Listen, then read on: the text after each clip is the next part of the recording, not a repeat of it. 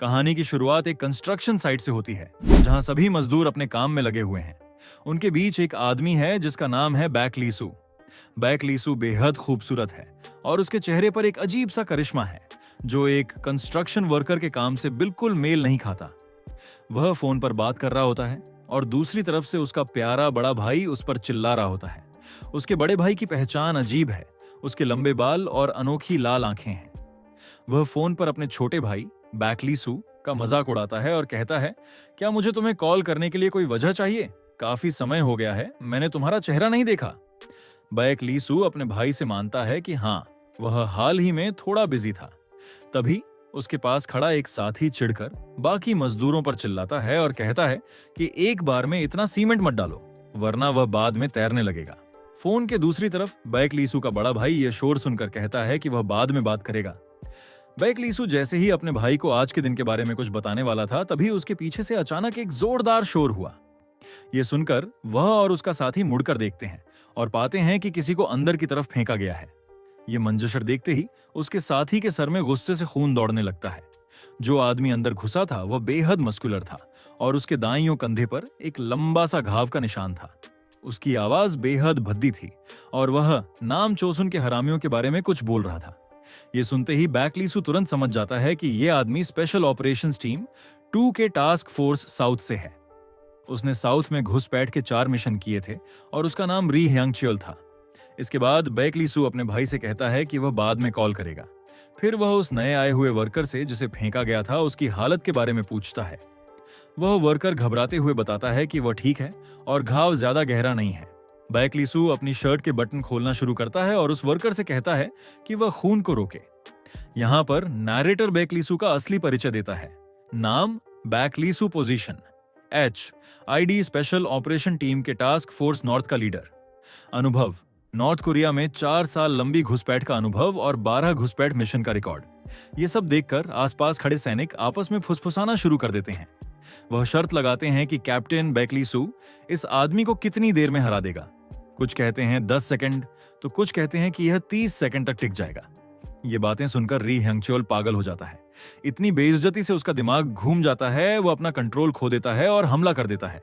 लेकिन नैरेटर कहता है, किसी ऐसे इंसान से लड़ना जो अपना संतुलन खो चुका हो, असल में बहुत आसान होता है। बैक लीसू एक जोरदार हुक पंच से जवाब देता है। मुक्का इतना तेज था कि री ह्यांगच्योल के दांत आपस में टकरा जाते हैं। लेकिन बैक लीसू यहीं नहीं रुकता। एक और मुक्का पहले से ही उसके लिए तैयार था। बैक लीसू किसी को भी माफ नहीं करता जो उसे उकसाता है। बैक लीसू उस पर हमला करता है और अंजाम वही होता है जो सबके साथ होता है। री ह्यांगच्योल पीठ के बल जमीन पर बेहोश पड़ा रहता है।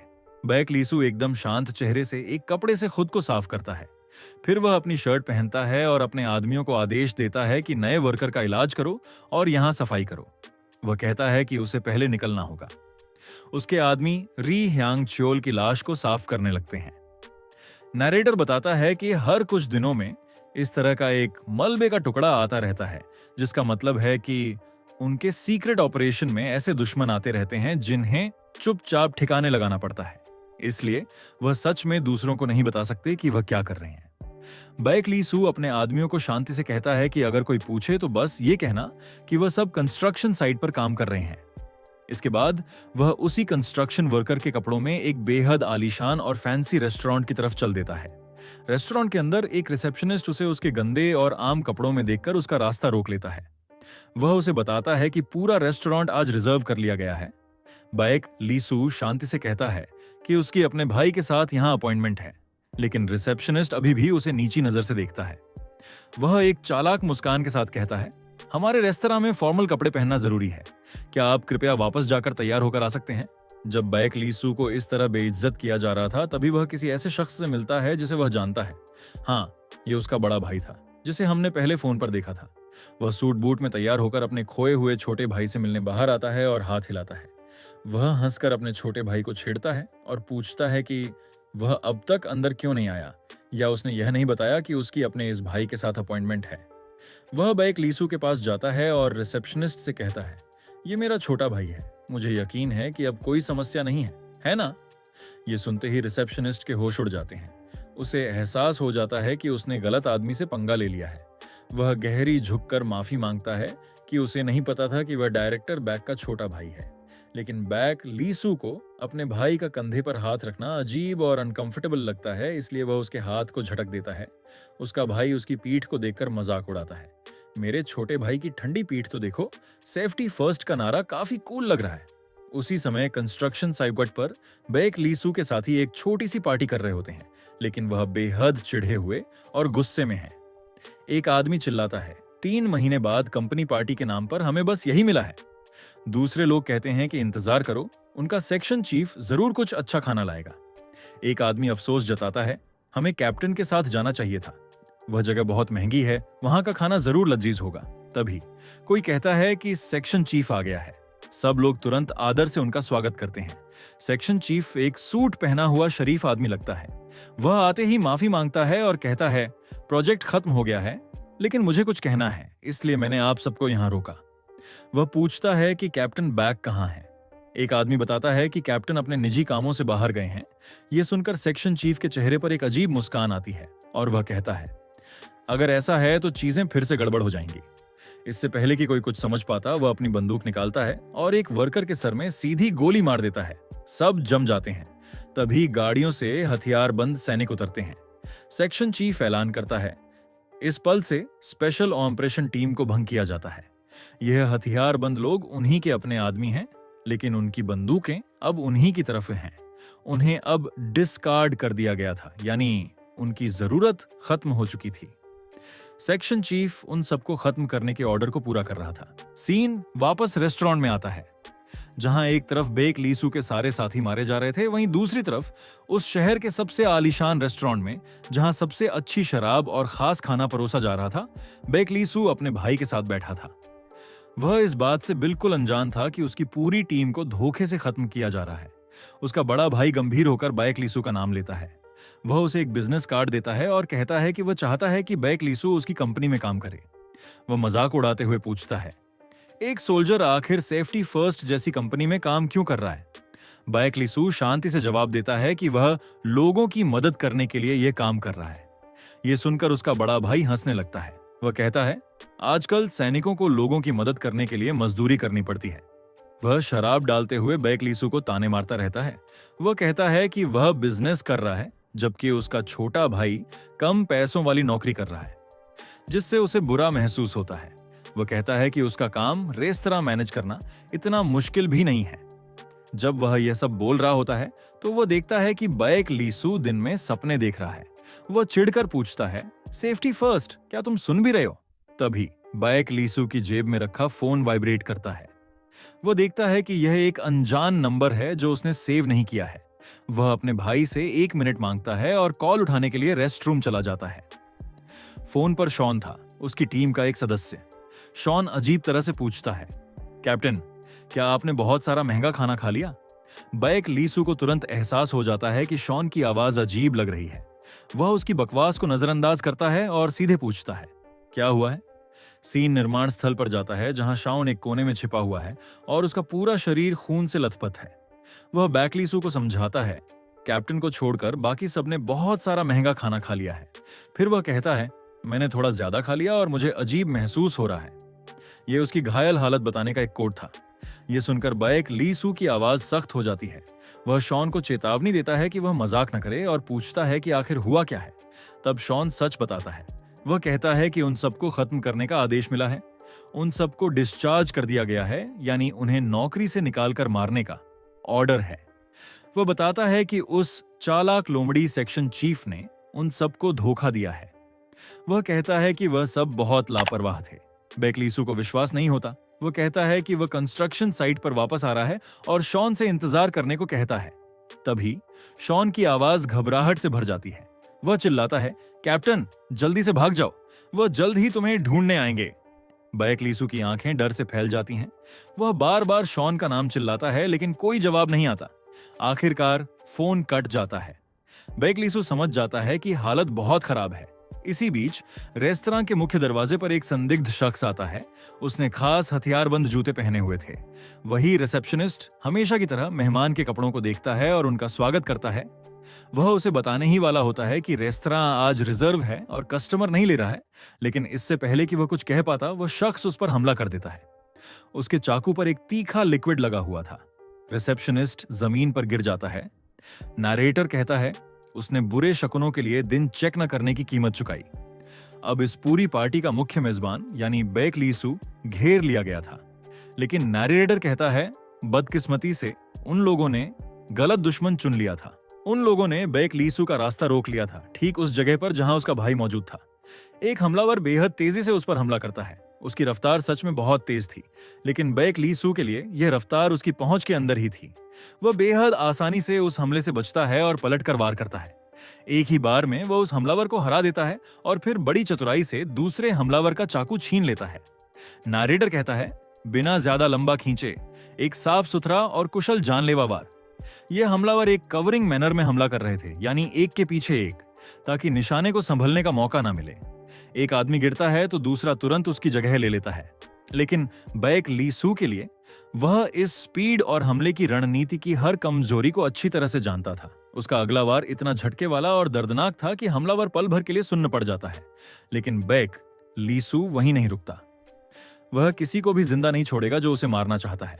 जल्दी ही सारे हमलावर जमीन पर पड़े थे। बेक लीसू एक भयानक भगवान की तरह बाकी बचे हुए लोगों को इतना डरा देता है कि उनकी हिम्मत नहीं होती कि वह लापरवाही से आगे बढ़ें। फिर वह अपनी सेफ्टी फर्स्ट वाली शर्ट उतारता है। बेक लीसू आधिकारिक तौर पर एक बेनाम हत्यारा बन जाता है और उन सबको आगे आने का इशारा करता है। इन हमलावरों को साफ साफ मौत का आदेश मिला था, इसलिए अपने दो साथियों को गिरते देखने के बाद भी वह फिर से हमला करते हैं। बेक लीसू हर चाकू को बेहद आसानी से रोकता है। इससे भी बढ़कर वह बचाव का फायदा उठाकर पलटकर हमला करता है। वह इस घेरे को पूरी तरह से तोड़ देता है। एक चाकू से वह एक ही समय में 3 लोगों को संभाल सकता है, लेकिन वह कुछ गंदी चालों से बच नहीं पाता और उसके कंधे पर एक घाव लग जाता है। किसी ने पीछे से छुपकर चाकू मारने वाला खेल खेला था और वह शख्स जो पीछे से वार कर रहा था, आखिरकार उसने पूरी टीम के बलिदान को नजरअंदाज कर दिया और चला गया। हाँ, यह वही सेक्शन चीफ था। उसका सहायक उसे रिपोर्ट करता है कि कंस्ट्रक्शन साइट साफ हो चुकी है, लेकिन उसे बेक लीसू की हालत की ज्यादा चिंता थी। एक नई स्पेशल ऑपरेशंस टीम की स्क्वाड 1 ऑपरेशन में थी और नतीजे जल्द ही रिपोर्ट किए जाने थे। सेक्शन चीफ अपनी सिगरेट का कश लेता है और बड़बड़ाता है कि स्क्वाड 1 काफी नहीं है। यह खून का प्यासा चाकू है, इसलिए वह एक और स्क्वाड को भेजने का आदेश देता है। उन्हें जरूर मारा जाना चाहिए, कोई भी गवाह नहीं बचना चाहिए। वह कहता है कि लाशें जमा हो सकती हैं, लेकिन मिशन पूरा होना चाहिए। उन लोगों से निपटने के बाद बेक लीसू पागलों की तरह अपने भाई को ढूंढने जाता है। उसे जमीन पर अपने भाई का चश्मा मिलता है, जिसका रंग खून से बदल चुका था। उसका भाई खून से लथपथ चेहरे के साथ उन लोगों से एक सवाल पूछता है। उसने एक हमलावर को पकड़ा हुआ था। वह उनसे पूछता है, इतने खूबसूरत दिन पर तुम्हारे परिवार कहाँ है? क्या वह काम पर है? नरेटर कहता है कि उसे नहीं पता कि उसके भाई ने उन लोगों को जवाब देने का मौका दिया या नहीं, लेकिन तेज धार वाले ब्लेड ने एक ठंडक पैदा कर दी थी। फिर ताजा खून हवा में फैल जाता है, जो उसके भाई के चेहरे पर छिटक जाता है और उसकी धुंधली लाल आंखों के साथ मिल जाता है। अब उसे एहसास होता है कि अगर वह उन्हें मार देगा तो उसे जवाब नहीं मिल पाएगा, लेकिन अब बहुत देर हो चुकी थी। वह अफसोस जताता है कि उन लोगों ने उसके भाई का खाना बर्बाद कर दिया। तभी मारे गए हमलावरों में से एक का रेडियो बजने लगता है। बैक दुक्योंग उस रेडियो को उठाता है, यह सोचकर कि आखिर यह क्या है। रेडियो पर से एक आवाज आती है जो रिपोर्ट कर रही थी टारगेट बेक लीसू का पता चल गया है। सिग्नल रुक रुक कर आ रहा था और आवाज साफ नहीं थी। बैक दुक्योंग इसकी परवाह नहीं करता और पहले अपने हाथों को साफ करता है। वह बड़बड़ाता है कि आजकल तो गुंडे भी ऐसी टेक्नोलॉजी इस्तेमाल कर रहे हैं, लेकिन आखिरकार रेडियो पर आदेश पूरी तरह साफ सुनाई देता है। टारगेट बेक लीसू, तुरंत ढूंढो और खत्म करो। यह आदेश सुनकर बेक दुक्योंग के चेहरे के भाव बदल जाते हैं। वह अपने चेहरे से खून पोंछते हुए बेहद ठंडी और खतरनाक आवाज में पूछता है, तुमने अभी किसको मारने के लिए कहा? यहाँ पर नरेटर उसके असली रूप का परिचय देता है। यह है CEO Baek Dukyong, TS financial group का सीईओ और साथ ही ताइसान एसोसिएशन का बॉस। अब सीन वापस बेक लीसू पर आता है, जो अपने भाई को ढूंढ रहा था। उसे रेस्ट रूम के बाहर खून के निशान दिखते हैं और वह घबरा जाता है। वह तेजी से दौड़कर चेक करने जाता है, इस उम्मीद में कि उसका भाई ठीक हो, लेकिन उसका भाई बिल्कुल ठीक था, बस थोड़ा चिढ़ा हुआ था। वह अपने छोटे भाई से पूछता है, क्या ये सब तुम्हारे मेहमान हैं? काफी सारे हैं। जल्दी ही दोनों भाई थके हारे एक गाड़ी में बैठकर वहां से निकल जाते हैं। गाड़ी में बैक दुक्युंग अपने विचारों को समेटने की कोशिश करता है। वह अपने छोटे भाई से पूछता है कि क्या वह HID का हिस्सा है। सामने बैठा ड्राइवर रियर व्यू मिरर में अपने बॉस को देखता है, यह सोचकर कि वह थोड़ा हैरान लग रहा है। बैक दुक्युंग अभी भी इस सच को पूरी तरह से स्वीकार नहीं कर पा रहा था। वह फिर से पूछता है, तुमने अभी क्या कहा, तुम क्या हो? ड्राइवर तुरंत बॉस की मदद करता है। वह एक हेटाई आगे बढ़ाता है और उसे याद दिलाता है, ये HID है। अगर याद रखना मुश्किल है तो इसे इंटेलिजेंस कह सकते हैं। नैरेटर कहता है, ये ड्राइवर काफी अच्छा है। बैक दुक्युंग अपने बाल बांधता है जिससे उसका खूबसूरत चेहरा साफ दिखता है। फिर वह अपने छोटे भाई से कहता है, तो तुम एक आम सोल्जर नहीं हो बल्कि एक इंटेलिजेंस एजेंट हो। वह आगे कहता है, तो तुम नॉर्थ कोरिया को रोक रहे हो और लोगों को मार भी रहे हो। बैक लीसू अपना सर झुका लेता है। अब उसे अपने भाई की असली पहचान को स्वीकार करना था। उसका भाई सिर्फ एक आम गुंडा नहीं था, बल्कि वह तेसन एसोसिएशन का बॉस था, सोल का एक बड़ा गैंगस्टर संगठन। नरेटर कहता है कि यह सच शब्दों से परे था क्योंकि वह जुड़वां भाई थे। बैक लीसू हमेशा सोचता था कि उसका भाई एक अच्छी जिंदगी जी रहा है। तभी बैक लीसू अपने भाई से कहता है कि वह उसे यहीं उतार दे। इससे उसका भाई उलझन में पड़ जाता है। बैक लीसू समझाता है, आपने जो अभी देखा, अगर आप मेरे साथ रहेंगे तो आप भी खतरे में पड़ जाएंगे। वह लोग मुझे तब तक ढूंढेंगे जब तक मैं मर नहीं जाता। उसका बड़ा भाई बैक दुक्युंग यह सुनकर मुस्कुराता है। वह मानता है कि हाँ, वह सच में डरा हुआ है। फिर वह मजाक करता है, अगर ऐसी बात है तो वहीं उतर जाओ। ओह, लेकिन पहले पुलिस स्टेशन के सामने उतरो ताकि उन्हें तुम्हें ढूंढने में आसानी हो। यह सुनकर बैक लीसू को गुस्सा आ जाता है, लेकिन उसका भाई इसकी परवाह नहीं करता और कहता है, हम यहाँ हैं, उतर जाओ। बैक दुक्युंग पहले गाड़ी से उतरता है। बैक लीसू उसके पीछे जाता है और पूछता है कि अब उसे क्या करना चाहिए। अचानक उसका भाई रुक जाता है और उसका नाम पुकारता है। इससे पहले कि वह कुछ और कहता, हम देखते हैं कि वह जिस जगह पहुंचे हैं वह कोई खास जगह नहीं थी, बल्कि एक फ्यूनल हॉल थी और वहां उनका दुश्मन पहले से मौजूद था। यहाँ काफी सारे लोग काले कपड़ों में थे और अंतिम संस्कार के लिए फूलों की तैयारी कर रहे थे। नैरेटर कहता है कि यह किसी मशहूर शख्स का अंतिम संस्कार था, इसलिए यह बेहद शानदार लग रहा था। बैक दुक्युंग मुड़ता है और अपने छोटे भाई से लापरवाही से पूछता है, क्या मैं मजाक करता हुआ लग रहा हूं? बैक लीसू अभी भी इस सब से हैरान था। तभी बैक दुक्युंग की सेक्रेटरी आती है। नरेटर उसकी तारीफ करते हुए कहता है, एक ऐसी सेक्रेटरी जो अंदर और बाहर दोनों तरफ से अच्छी है। वह आकर बताती है कि डायरेक्टर के लिए सब कुछ तैयार है। फिर वह डायरेक्टर को एक अंतिम संस्कार की तस्वीर देती है और कहती है कि उसे उम्मीद है कि अगले 2 घंटों में सब कुछ पूरा हो जाएगा। यहाँ पर असली प्लान सामने आता है, तो ये है उसके भाई का प्लान। नरेटर समझाता है, सिर्फ अगर यह छोटा भाई मर जाता है तभी सब कुछ खत्म हो सकता है। इसलिए बैक दुक्युंग ने बैक लीसू को मरने देने का फैसला किया है। वह तस्वीर अपने हाथों में लेता है जिसमें अब बैक लीसू का चेहरा लगा हुआ था और उस तस्वीर को फूलों से सजी वेदी पर रख दिया जाता है। बैक दुक्युंग ने यह तरीका अतीत में याकुजा से सीखा था।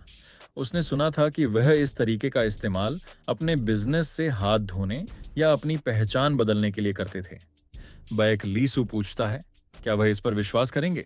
बैक दुक्युंग जवाब देता है, ऑफ कोर्स वह इस पर शक करेंगे, लेकिन सबसे जरूरी बात यह है, वह समझाता है, हमारी तेसन एसोसिएशन तुम्हारी सोच से कहीं ज्यादा जानती है। अनगिनत तरह के मेहमान यहां आएंगे। वह आगे कहता है कि जब तीसन एसोसिएशन के मुखिया का छोटा भाई मर जाएगा तो बड़े बड़े रुतबे वाले लोग यहां अपनी श्रद्धांजलि देने आएंगे। जब वह शोक मनाने वालों को इस तरह देखेंगे तो वह भरोसेमंद गवाह बन जाएंगे। अगर ऐसा है तो क्या वह अब भी शक करेंगे? वह आखिर में कहता है, बिल्कुल नहीं मेरे छोटे भाई, जब तक मैं इस पर विश्वास करता हूं उन्हें भी इस पर विश्वास करना पड़ेगा। अंतिम संस्कार शुरू हुए कुछ घंटे हो चुके थे। तभी एक अनजान गाड़ी आती है, लेकिन नैरेटर कहता है, ज्यादा सही कहूं तो यह अनजान नहीं है। गाड़ी को देखकर तेसन एसोसिएशन के सदस्य गुस्से में आ जाते हैं। वह चिल्लाते हैं, क्या वह यहां मुफ्त का खाना खाने आए हैं? जब उनसे बड़े रुतबे वाले लोग पहले ही बाहर निकल चुके हैं तो वह गाड़ी में क्यों बैठे हैं? गाड़ी के अंदर वही सेक्शन चीफ बैठा था। उसने बैक लीसू और बैक दुक्युंग के जुड़वां रिश्ते की जांच की थी। उसे लगा था कि इसके पीछे कोई गहरी बात होगी, लेकिन उसे पता चला कि बैक दुक्युंग सिर्फ एक गैंगस्टर है। तभी बैक दुक्युंग का एक आदमी अपना धीरज खो देता है। वह गाड़ी के शीशे पर जोरदार मुक्का मारता है। वह चिल्लाता है, यह ऐसी जगह नहीं है जहां तुम मनमाने ढंग से अपनी गाड़ी पार्क कर सको।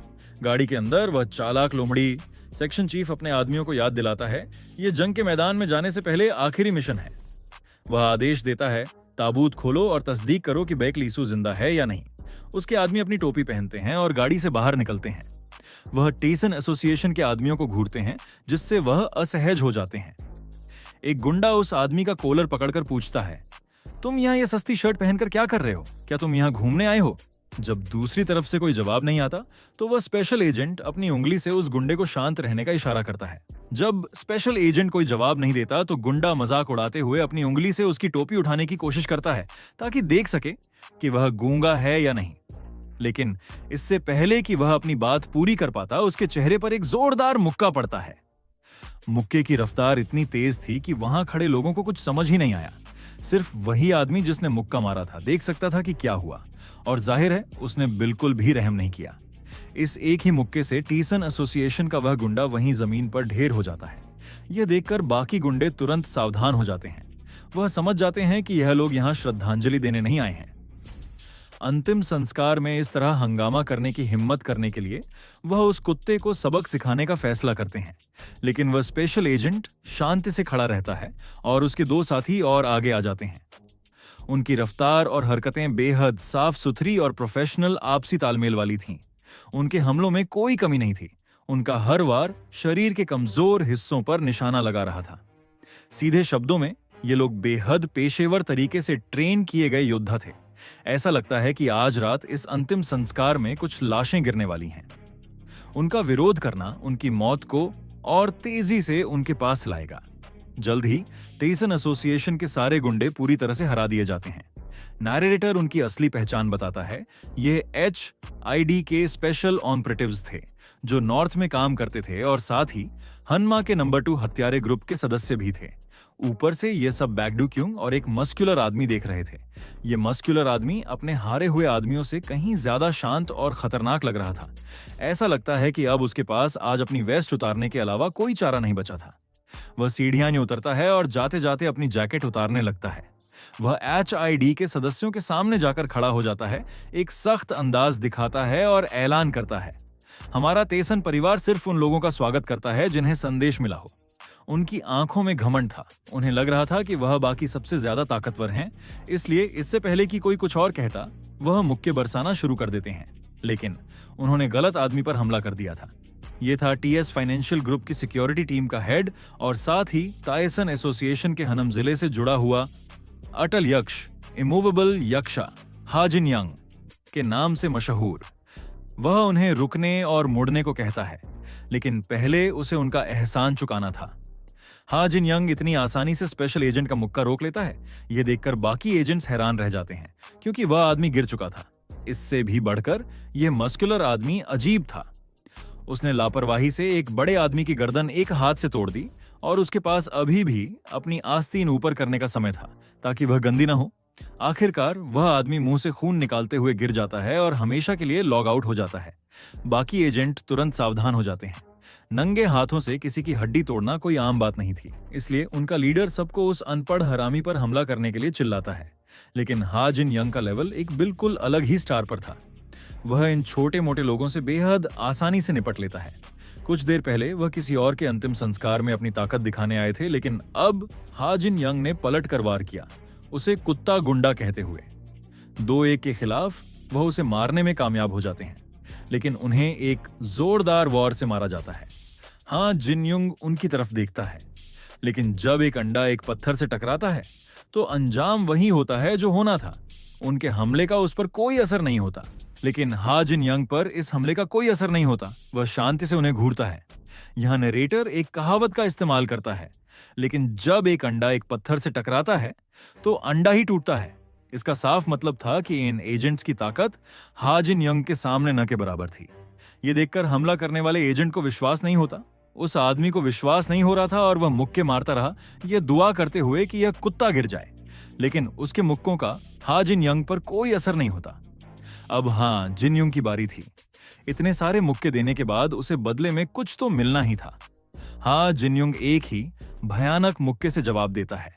मुक्का इतना ताकतवर था कि वह स्पेशल एजेंट हवा में उड़ता है और उसका सर जमीन से जा टकराता है, और सिर्फ एक ही वार से वह बड़बोला इंसान सर के बल जमीन में गड़ गया। हा जिन यंग अभी भी दूसरे एजेंट को उसकी गर्दन से पकड़े हुए था। वह एजेंट घबराहट में हाजिन यंग की गर्दन पर हमला करने की कोशिश करता है और उसे चोक होल्ड में लेने के लिए उसके पैर पर अपना पैर मारता है, लेकिन उसकी सारी कोशिशें बेकार जाती हैं। नरेटर कहता है, ट्रेनिंग में सीखी हुई हर चीज काम नहीं आती। हाँ जिन यंग उसे आसानी से उठाता है और कचरे के एक बैग की तरह जमीन पर पटक देता है। इससे पहले कि वह एजेंट संभल पाता, हाजिन यंग उस पर जोरदार मुक्कों की बरसात कर देता है।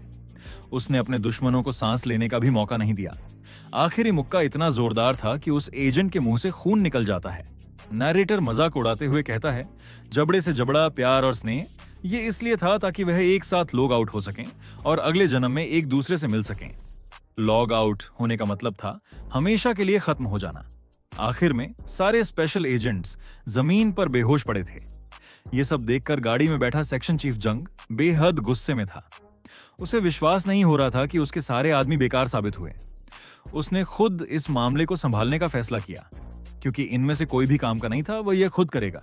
उसका मकसद साफ था, ताबूत खोलकर यह तस्दीक करना कि बैक लीसू जिंदा है या नहीं। वह अपनी गाड़ी से उतरता है, अपनी जैकेट के बटन बंद करता है और बेहद विनम्रता से हा जिन यंग के पास जाता है। वह माफी मांगने का नाटक करता है और कहता है कि शायद कोई गलतफहमी हो गई है। फिर वह अपनी आईडी कार्ड दिखाता है और अपना परिचय देता है। वह कहता है कि वह बैक लीसू का सुपीरियर है और वह यहाँ सिर्फ शोक जताने आया था। वह झूठ बोलता है कि उसकी बैक लीसू से सिर्फ एक बार मुलाकात हुई थी, जिस वजह से शायद यह गलतफहमी हुई है। हा जिन यंग कोई जवाब नहीं देता। इस जगह पर बोलने का हक सिर्फ एक ही इंसान को था, उनका लीडर। वह ऊपर सीढ़ियों पर खड़े बैक दुक्युंग की तरफ निर्देश के लिए देखता है। बैक दुक्युंग शांति से सर हिलाकर इजाजत दे देता है। तभी हा जिन यंग अपना मुंह खोलता है और सेक्शन चीफ को अपने साथ आने का इशारा करता है। आखिरकार सेक्शन चीफ को अंतिम संस्कार की वेदी तक जाने का मौका मिलता है। वह धूप जलाता है और बैक लीसू की तस्वीर के सामने खड़ा हो जाता है, लेकिन उसके दिमाग में शोक नहीं बल्कि सिर्फ सवाल थे। वह सोच रहा था कि क्या बैक लीसू सच में मर गया है और उसके भाई बैक दुक्युंग को आखिर कितना पता है। तभी कहानी फ्लैशबैक में जाती है। हम देखते हैं कि इससे पहले बैक लीसू ने अपने भाई को सब कुछ सच सच बता दिया था, सेक्शन चीफ के धोखे के बारे में और इस पूरी साजिश के बारे में।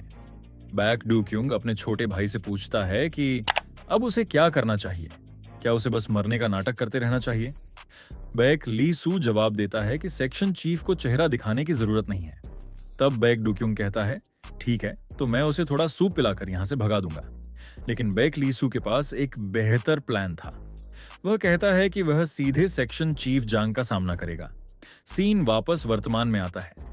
बैक दुक्युंग, जो शोक मनाने वाले कपड़ों में था, फूलों की दीवार के पीछे से एक तेज धार वाला चाकू निकालता है।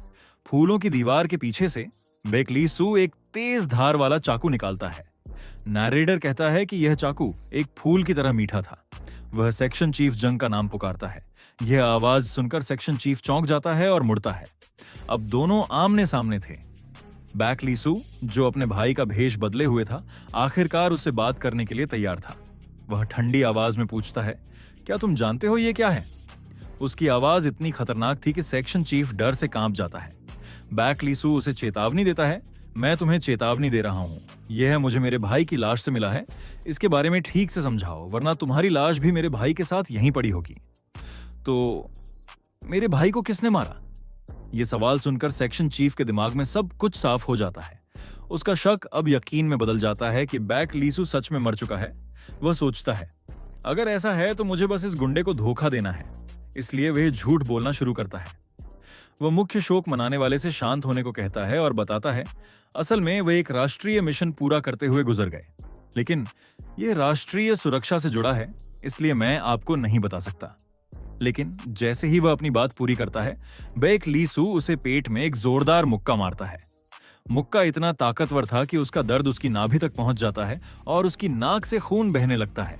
ऐसा लगता है जैसे उसकी नाक टूट गई हो। बैक लीसू उसे गाली देता है, क्योंकि उसे इतनी लंबी चौड़ी कहानी नहीं सुननी थी। उसे बस एक जवाब चाहिए था, मेरे भाई को किसने मारा? सेक्शन चीफ को लगता है कि वह उसे फिर से मारेगा, इसलिए वह बचाव में अपना हाथ उठा लेता है। लेकिन इससे पहले कि बैक लीसू कुछ कर पाता, उसे बैक दुक्युंग की सेक्रेटरी रोक लेती है। साथ ही हा जिन युंग भी वहां मौजूद था। वह सेक्शन चीफ को वहां से निकल जाने की सलाह देता है, लेकिन बैक लीसू का खून खौल रहा था। वह अपना आपा खो बैठा था और चिल्ला रहा था कि सेक्शन चीफ वहीं रुके। नरेटर कहता है, सिर्फ एक बेवकूफ ही इतने पैसों के लिए यहां रुकेगा। सेक्शन चीफ तुरंत वहां से भाग जाता है। यह देखकर असली बैक दुक्योंग, जो अभी तक छिपा हुआ था, बेहद गुस्से में आ जाता है। वह भी वही सवाल चिल्लाता है, मेरे भाई को किसने मारा, हरामी। सीन बदलता है। अब हम बैक दुक्योंग के आलीशान ऑफिस जीट घर में हैं। वह अपनी सेक्रेटरी से पूछता है कि क्या उसके भाई का गुस्सा उसके जैसा ही था। सेक्रेटरी उसके लहजे को ठीक करती है, जबकि बैक लीसू को कुछ समझ नहीं आ रहा था कि वह क्या कर रहे हैं। असली बैक दुक्योंग कॉफी का कप पकड़े अपने छोटे भाई के पास बैठता है और उसकी तारीफ करता है, तुम सच में बहुत अच्छी एक्टिंग कर रहे हो। वो बताता है कि इंटेलिजेंस एजेंट्स को भेष बदलने और घुसपैठ करने के लिए एक्टिंग सीखनी पड़ती है। बैक लीसू कुछ नहीं कहता, लेकिन सबसे जरूरी बात यह थी कि उन्हें कुछ समय मिल गया था। उसे यकीन था कि सेक्शन चीफ वापस आएगा, इसलिए बैक दुक्योंग अपने आदमियों को सेक्शन चीफ का पीछा करने और उस पर एक ट्रैकर लगाने का आदेश देता है। फिर वह अपने छोटे भाई को अपनी कंपनी में शामिल होने का ऑफर देता है, लेकिन बैक लीसू मना कर देता है। वह कहता है कि वह पूरी जिंदगी यहां छिप नहीं सकता। जैसे ही वह जाने के लिए मुड़ता है, वह अपने भाई के सवाल का जवाब देता है। वह कहता है, आपने मुझसे पूछा था कि क्या मैं अपने ही अंतिम संस्कार में एक्टिंग कर रहा था। वह एक्टिंग नहीं थी, मैं सच में उसे मारना चाहता था। यह सुनकर बैक दुक्योंग के चेहरे के भाव बदल जाते हैं। वह समझ जाता है कि उसके भाई का गुस्सा बिल्कुल असली था। वह कहता है, तो इसलिए तुम यहां हो, तुम उसके साथ मामला सुलझाने जा रहे हो। वह अपने भाई को समझाता है कि वह सब कुछ समझ गया है और अब उसे कुछ करने की जरूरत नहीं है। भाई को समझाने की कोशिश करता है, मैं जानता हूं तुम क्या कहने वाले हो, मैं समझता हूं, लेकिन कुछ मत करना। क्या तुम मेरे साथ यहां नहीं रुक सकते? तुम अभी भी जिंदा हो। लेकिन बैक लीसू अपने भाई की सलाह को बीच में ही काटता है और एक सीधा और सच्चा सवाल पूछता है, आप चाहते हैं कि मैं यहां रहूं और आपके साथ एक गैंगस्टर बनूं? यह सुनकर बैक दुक्योंग का मूड खराब हो जाता है। वह मानता है, अगर मुझे मानना ही है तो हाँ, यह सच है कि हम गैंगस्टर हैं। वैसे भी तुम और मैं, हम दोनों ही गंदे काम करने वाले लोग हैं। आखिर में बैक लीसू अपने भाई की मदद और उसके प्रस्ताव को ठुकरा देता है। वह बिना पीछे मुड़े वहां से चला जाता है। बैक लीसू की इस जिद से बैक दुक्योंग के सर में दर्द हो जाता है। वह परेशान होकर कहता है, यह इतना बेवकूफ है, हो ही नहीं सकता कि यह मेरा जुड़वा भाई हो। इसलिए वह हा जिन्युंग को आदेश देता है कि वह कुछ आदमियों को अपने साथ ले जाए ताकि वह बैक लीसू कोई गड़बड़ न कर सके और उसकी रक्षा कर सके। सीन बदलता है। बैक लीसू हुडी पहने एक सुनसान सड़क पर अकेले खड़ा था। नरेटर कहता है, उस समय सड़क पर कोई नहीं था, सिर्फ बैक लीसू और एक और शख्स जो छिपा हुआ था। यह हा जिन्युंग था। बैक लीसू सीधे पूछता है, क्या तुम सच में इसी तरह मेरा पीछा करते रहोगे? हा जिन्युंग बेहद पक्के इरादे से जवाब देता है, यह डायरेक्टर का आदेश है, इसलिए सिर्फ मैं नहीं बल्कि मेरे अधीन काम करने वालों का पूरा ग्रुप है। जब ये दोनों बात कर रहे थे, उन्होंने दूर से उन पर नजर रख रहे किसी शख्स को पूरी तरह से नजरअंदाज कर दिया। उसी समय सेक्शन चीफ जंग एयरपोर्ट पर था और उसे फोन पर एक रिपोर्ट मिल रही थी। अब जब वह शांत था तो उसे अंतिम संस्कार में उस शोक मनाने वाले का गुस्से वाला चेहरा याद आता है। उसे यकीन हो जाता है कि उस आदमी ने उसे कातिल के रूप में पहचान लिया था।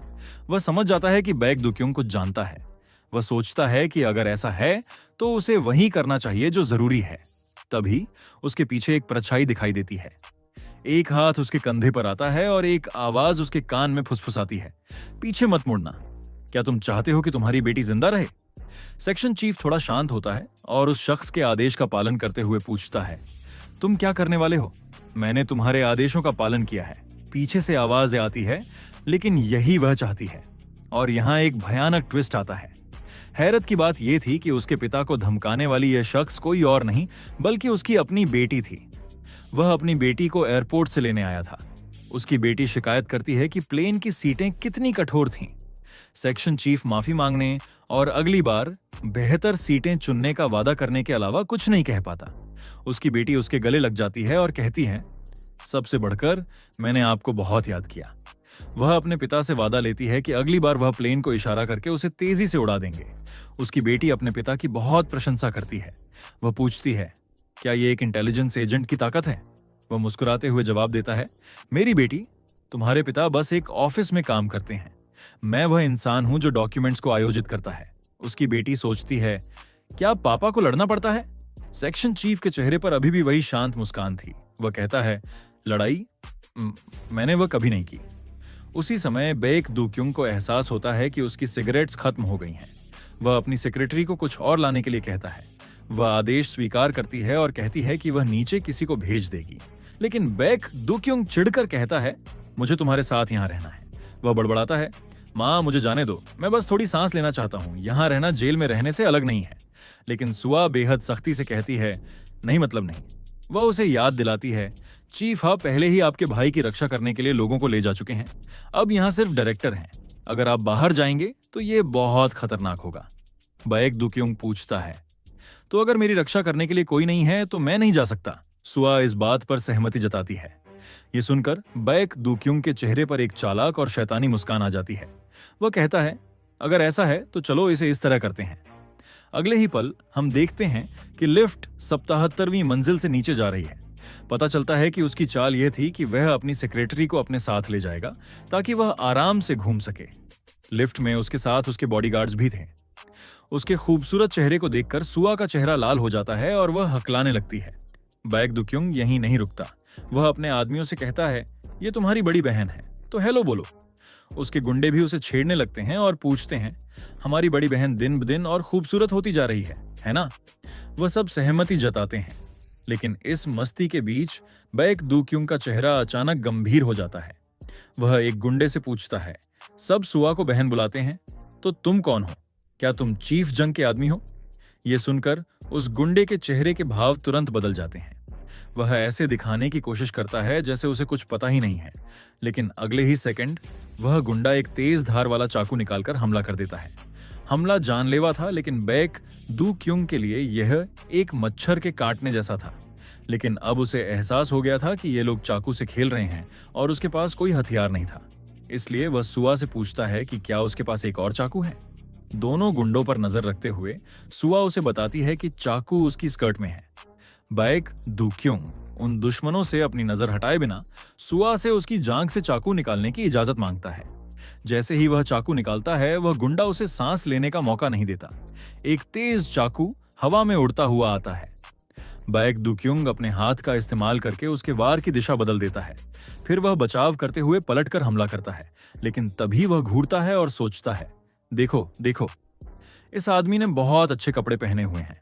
उसने प्रोटेक्टिव गियर पहना हुआ था। गुंडा इस बात से हैरान था कि बैक दुक्युंग का चाकू इतना तेज था कि वह प्रोटेक्शन गियर को काट सकता था। इसलिए वह और भी तेजी से हमला करता है। बैक दुक्युंग उसके वार से बचता है और उसे जोरदार मुक्का मारकर लिफ्ट की दीवार से टकरा देता है। लेकिन दूसरी तरफ हालत ठीक नहीं थी। ऐसा लग रहा था कि सुआ को चाकू लगने ही वाला है। तभी एक मजबूत कंधा उस चाकू का स्वागत करता है। हाँ, बैक दुक्युंग ने सुआ को बचाने के लिए खुद को आगे कर दिया था। इस हालत में भी बैक दुक्युंग हंसता है और पुरानी यादों में खो जाता है। काफी समय हो गया है मैंने चाकू खाने का स्वाद नहीं चखा।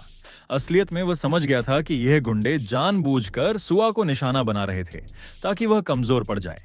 अगर चीजें ऐसी ही चलती रहीं तो सुआ खतरे में पड़ जाएगी। इसलिए बैक दुक्युंग अब और ज्यादा गंभीर हो जाता है। वह तुरंत उस गुंडे की बांह तोड़ देता है। दूसरा गुंडा सुआ की तरफ लपकता है, लेकिन बैक दुक्युंग बेहद तेजी से और जोरदार तरीके से प्रतिक्रिया देता है। वह चाकू के खिलाफ पलटकर वार करता है। इस वार से दूसरे गुंडे का चाकू हाथ से छूट जाता है और पहले वाले गुंडे की बांह टूट जाती है। लेकिन टूटी हुई बांह के बावजूद वह अभी भी रेंगते हुए चाकू उठाने की कोशिश करता है। लेकिन सुआ उससे एक कदम आगे थी। वह तुरंत उस चाकू को लात मारकर दूर कर देती है। अब बैक दुक्युंग और सुआ पीठ से पीठ सटाए खड़े थे। बैक दुक्युंग उस आदमी से लड़ रहा था, जबकि सुआ उसकी पीठ की रक्षा कर रही थी। उस गुंडे का चाकू उसके हाथ से छिन जाता है, जिससे वह पल भर के लिए घबरा जाता है। लेकिन उस गुंडे के पास उसकी पीठ के पीछे एक और चाकू छिपा हुआ था। वह उस चाकू को निकालकर वार करने ही वाला होता है जब बैक दुक्युंग के हाथ बंधे हुए थे। लेकिन नरेटर कहता है, ये कुत्ते गलत आदमी से पंगा ले रहे थे। बैक दुक्युंग दोनों चाकुओं को अपने नियंत्रण में कर लेता है। उसके चेहरे पर एक काली मुस्कान आती है और उसका गुस्सा बढ़ने लगता है। वह कहता है, मैं दोनों हाथ फैलाए तुम्हारा इंतजार कर रहा हूं, कुत्ते। वह गुंडा माफी मांगना चाहता था, लेकिन अब बहुत देर हो चुकी थी।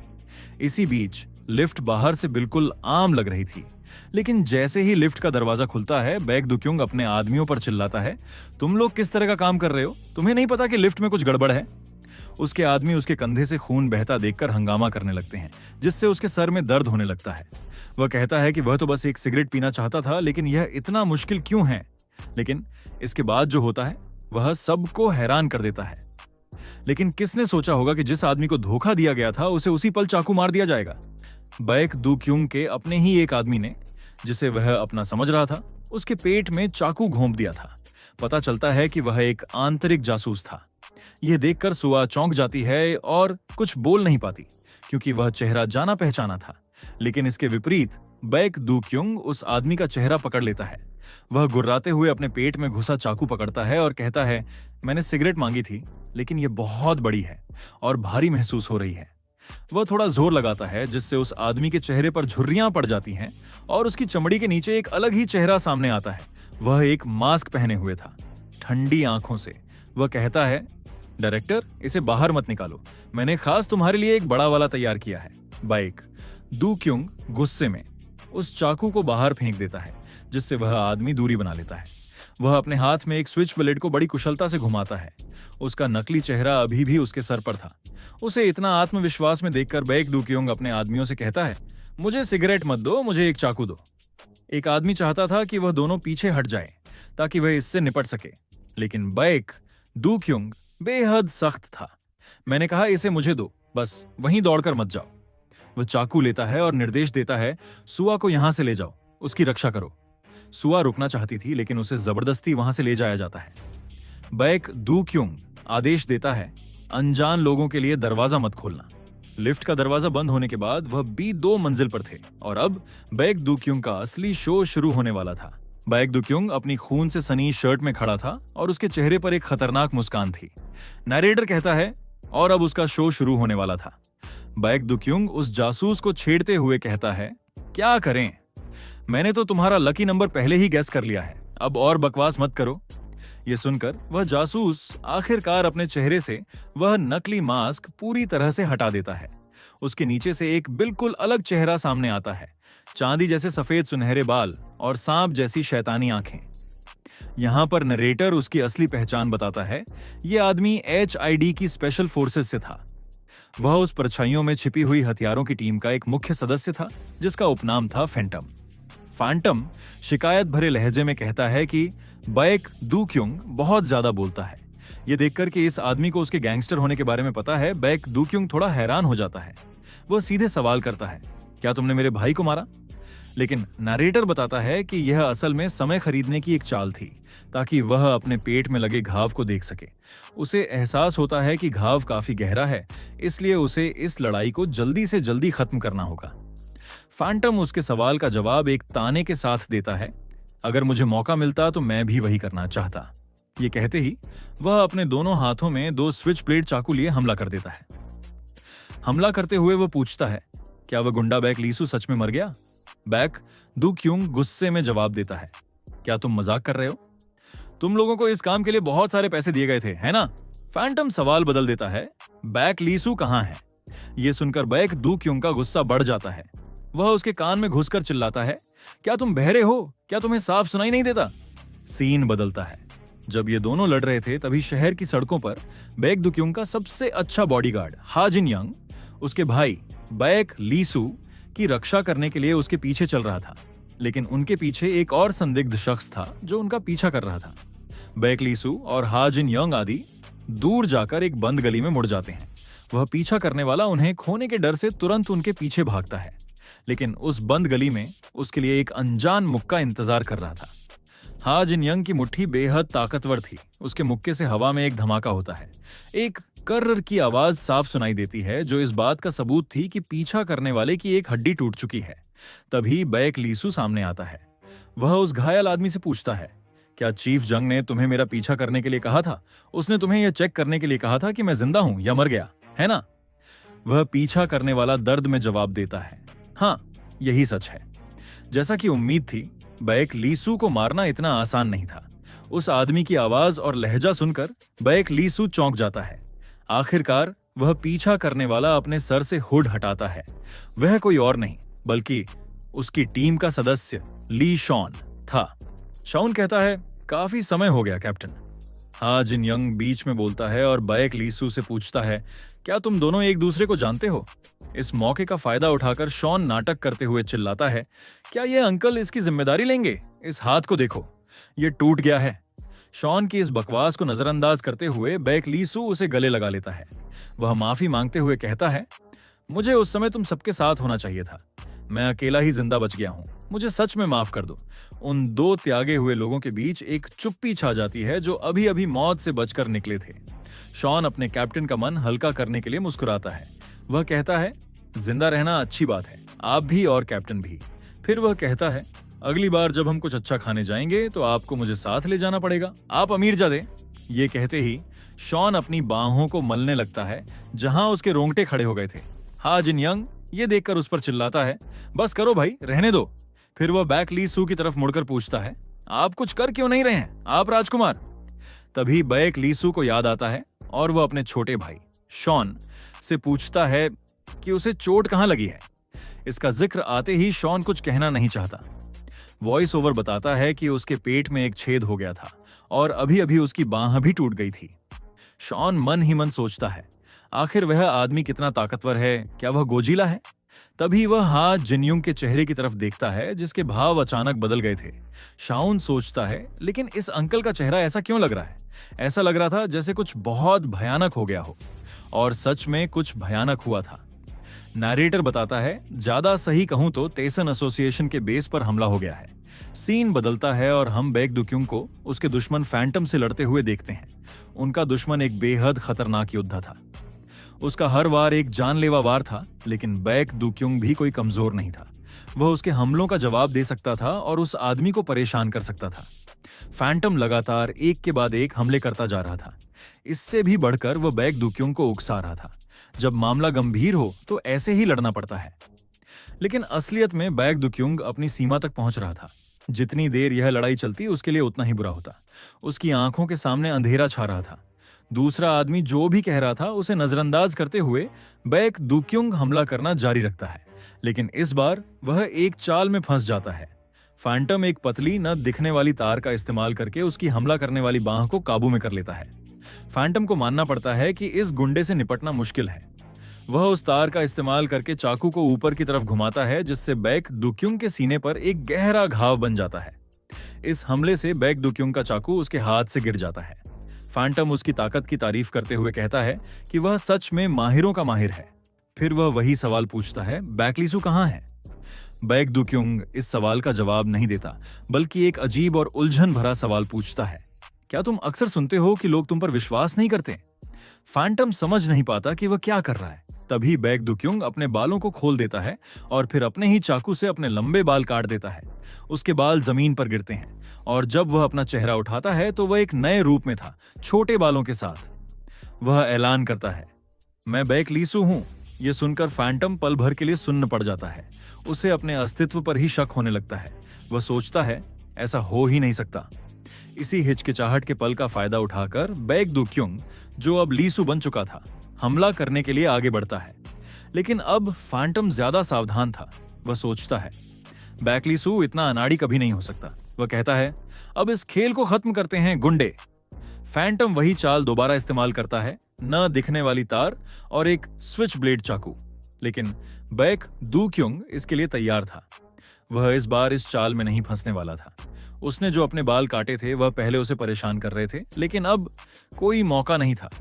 उसके कटे हुए बाल उस तार में फंस जाते हैं या फैंटम का ध्यान भटका देते हैं।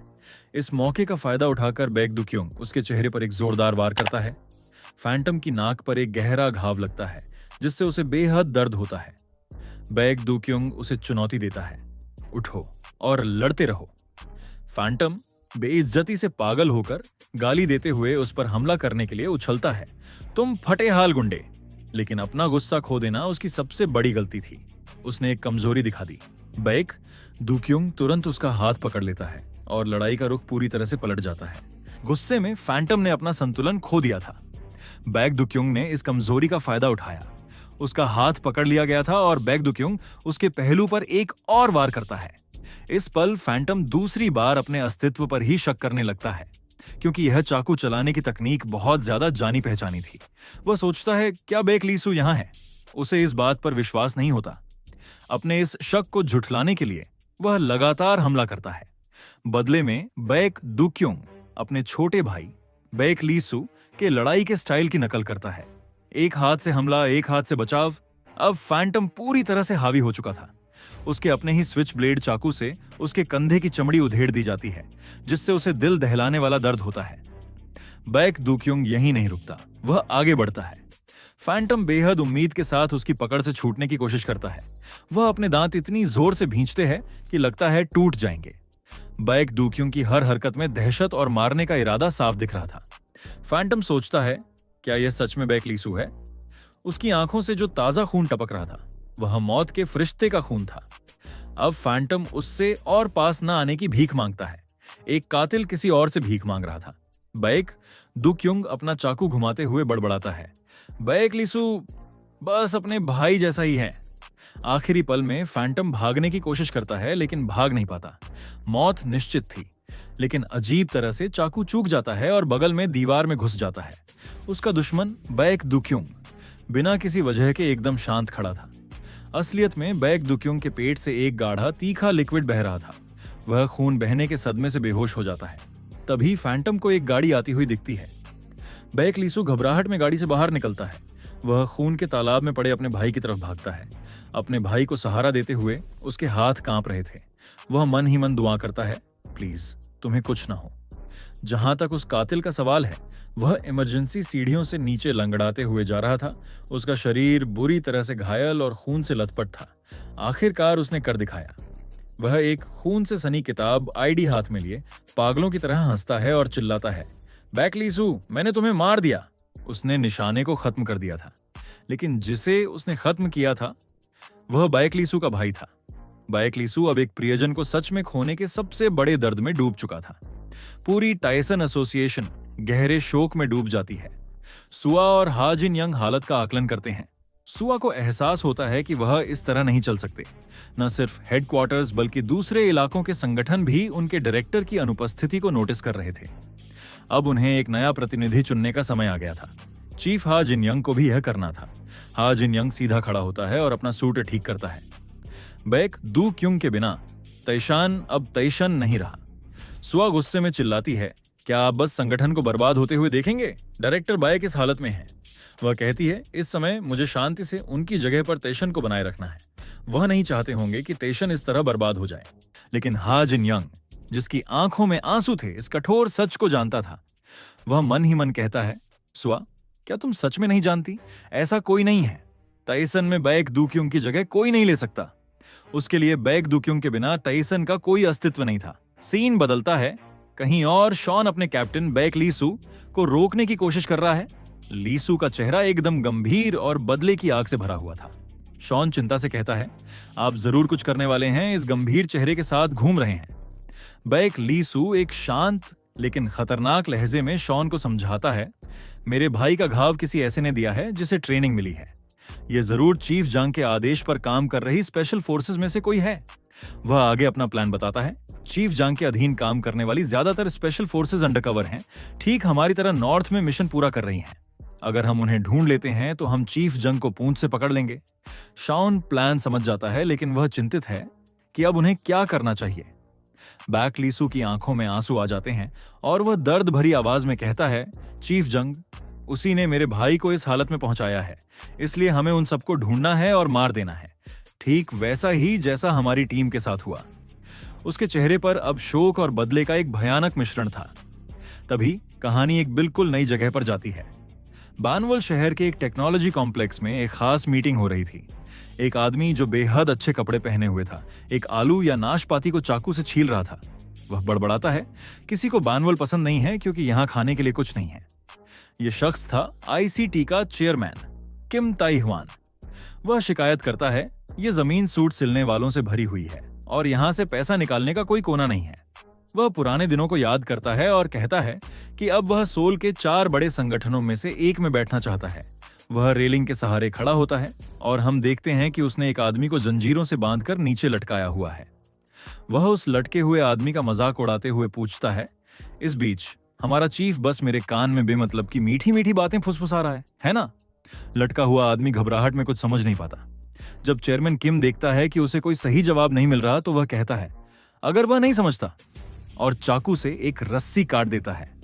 वह उस आदमी की तुलना एक कच्चे फल से करते हुए कहता है, यह नाशपाती कच्ची है, इसलिए हमें इसे फेंकना पड़ेगा। नीचे गिरने के डर से वह आदमी आखिरकार सच उगल देता है। वह चिल्लाता है, ताइसान एसोसिएशन पर हमला हुआ है। सोल में एक दोस्त ने मुझे बताया कि तैसन एक अनजान ताकत से टकरा गया है और उनकी तरफ से कोई हरकत नहीं हुई है। वह आगे बताता है, इसके अलावा टैसन का बॉस बैक दुक्युंग हाल ही में कहीं दिखाई नहीं दिया है। चेयरमैन किम यह खबर सुनकर शांति से उस फल को चबाता रहता है। फिर वह पूछता है, क्या यह खबर सही है? आदमी गिड़गिड़ाता है, मैं 10 जिंदगियों में भी आपसे झूठ बोलने की हिम्मत नहीं करूंगा। मैंने आपको सब कुछ बता दिया है जो मैं जानता हूं। चेयरमैन किम कहता है, अच्छा तो, और आखिरी रस्सी भी काट देता है। नैरेटर एक काले मजाक के साथ कहता है, उसे जमीन तक का एक मुफ्त प्लेन टिकट मिल जाता है। अब जब उसे तेसान की कमजोरी का पता चल गया था, चेयरमैन किम अपने आदमियों को आदेश देता है, सबको इकट्ठा करो, आज हम तैसन को खाएंगे। उसका प्लान साफ था, तेसन पर कब्जा करना। किस्मत से वह लटकाया गया आदमी जमीन पर गिरने के बावजूद जिंदा बच जाता है। सीन वापस बैक लीसू पर आता है। वह माजांग पशुधन बाजार में अकेले चल रहा था। नरेटर एक खास कहावत बताता है जो संगठन के अंदर फैली हुई थी, सबसे अच्छी जगह दीपक के नीचे होती है। अगर तुम उसे वहीं छोड़ दो जहां तुम चाहते हो तो कोई भी उसे ढूंढ सकता है। इसका मतलब था कि उनके दुश्मन अपने ठिकाने ऐसी जगह बनाते हैं जहां कोई शक न करे, यानी छिपने के लिए सबसे अच्छी जगह सबके सामने ही होती है। बैक लीसू इसी कहावत का पालन करते हुए अपने दुश्मनों के अगले ठिकाने की तलाश में था। वह एक बुचर की दुकान के सामने खड़ा था। वॉइस ओवर चीफ जेंग के काम करने के तरीके को समझाता है। उनका एक मूल मंत्र था, उसे ऐसी जगह छुपाओ जहां कोई उम्मीद न करे। यही चीफ जंग का तरीका है। इसका मतलब था कि उनके ठिकाने ऐसी जगहों पर होते थे जहां कोई शक न करे। बैक लीसू को पता था कि चीफ जंग ने जिन लोगों को ट्रेन किया है वह भी इसी तरीके से काम करते हैं, इसलिए अगर वह लापरवाह रहा तो वह सीधे उनके जाल में फंस जाएगा। वह उस दुकान में घुसता है और सोचता है कि आखिर यहां क्या हो रहा है। अंदर का मंजर देखकर वह हैरान रह जाता है। पूरी टीम का सफाया कर दिया गया था। कमरे में हर तरफ लाशें पड़ी थीं और खून फैला हुआ था। एक जिंदा बचा हुआ आदमी कमजोर आवाज में पूछता है, तुम्हारा निशाना बैक लीसू नहीं है ना? इसी बीच हम एक नए शख्स को देखते हैं, शॉन। वह हैरान है। क्या हैरानी है, बैक लीसू अभी भी जिंदा है। वह आदमी कहता है, वैसे भी अगर वह लीसू ना होता तो हम जिंदा न बचते। बैक लीसू उस जिंदा बचे हुए आदमी के पास जाता है और पूछता है, यहाँ क्या हो रहा है? यह सवाल सुनते ही उस आदमी को वह भयानक पल याद आ जाता है। उसका दिमाग गुस्से से भर जाता है। वह बताता है, यह सब चीफ जंग का किया धरा है। उसने सबको एक साथ इकट्ठा किया और फिर सब पर गोलियां चला दी। वह यह भी बताता है कि उन्होंने वायरलेस डिवाइस का इस्तेमाल किया था। यह सुनकर बैक लीसू को पता चलता है कि दूसरी कंपनीज भी साफ कर दी गई हैं। वह आदमी कुछ और कहना चाहता था लेकिन बैक लीसू उसे रोक देता है। लेकिन वह आदमी अब मरने वाला था, इसलिए वह सब कुछ बताने की कोशिश करता है। वह लीसू को चेतावनी देता है, तुम अभी चीफ जेंग से पंगा लेने के लिए काफी ताकतवर नहीं हो। यह ऐसा संगठन नहीं है जिससे तुम अकेले निपट सको। जिंदा रहने के लिए भाग जाओ।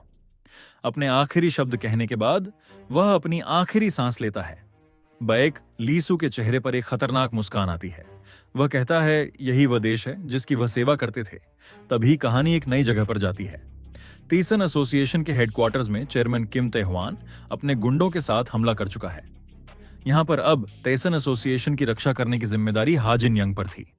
चेयरमैन किम ताइसान एसोसिएशन का मजाक उड़ाता है, जो सोल के 4 बड़े संगठनों में से एक माना जाता था। वह बेहद निराश था। वह पूछता है, क्या ताइसान बस इतना ही है? कितनी निराशा हुई, लेकिन वह जानता था कि अभी भी एक आदमी बचा है, the unmoving yaksha Hajin young, जो अभी भी विरोध कर रहा था। हाजिन यंग उन सस्ते हरामियों की लाशें उठाता है और उन्हें उनके दुश्मनों पर फेंक देता है। वह गुस्से में कहता है, यह चौथा ग्रुप है। इस हफ्ते तुम लोग उन बदमाशों का चौथा ग्रुप हो जो यहां आने की हिम्मत कर रहे हो। पंख शब्द सुनकर चेयरमैन किम को बेइज्जती महसूस होती है और वह एक चाकू निकाल लेता है। वह आत्मविश्वास से कहता है, मैं तुम्हारे खिलाफ कार्रवाई करते समय विनम्र रहने वाला था, लेकिन जब से तुमने यह कहा है, मुझे इसे ठीक से खेलना पड़ेगा। ये सब देखकर हा जिनयंग थक जाता है। वह कहता है कि वह अब थक चुका है, इसलिए वह उन सबको एक साथ उस पर हमला करने के लिए कहता है। इसी पल एक लड़खड़ाता हुआ आदमी भीड़ को धक्का देकर आगे आता है। वह सीधा हा जिनयंग के सामने जाकर खड़ा हो जाता है। हा जिनयंग को भी कुछ समझ नहीं आता। वह उस आदमी से पूछता है कि क्या हो रहा है, और वे आदमी कोई और नहीं बल्कि बैक लीसू था। वह साफ साफ कहता है, उसका बदला लेने के लिए मुझे एक संगठन की जरूरत है।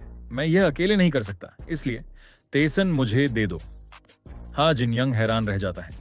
उसे समझ नहीं आता कि तेसन दे दो का क्या मतलब है, लेकिन उन्हें नजरअंदाज किए जाने से चेयरमैन किम चिढ़ जाता है। वह हमला करने के लिए आगे बढ़ता है। अगर वीडियो पसंद आया हो तो एक लाइक जरूर कर देना। कमेंट करके बताओ कि आपको सबसे इंटरेस्टिंग पार्ट कौन सा लगा। और हाँ, अगर अभी तक चैनल को सब्सक्राइब नहीं किया है तो जल्दी से कर लो। बेल आइकॉन को भी प्रेस कर देना ताकि कोई भी अपडेट मिस ना हो। मिलते हैं अगले वीडियो में। तब तक के लिए टेक केयर और कीप स्माइलिंग।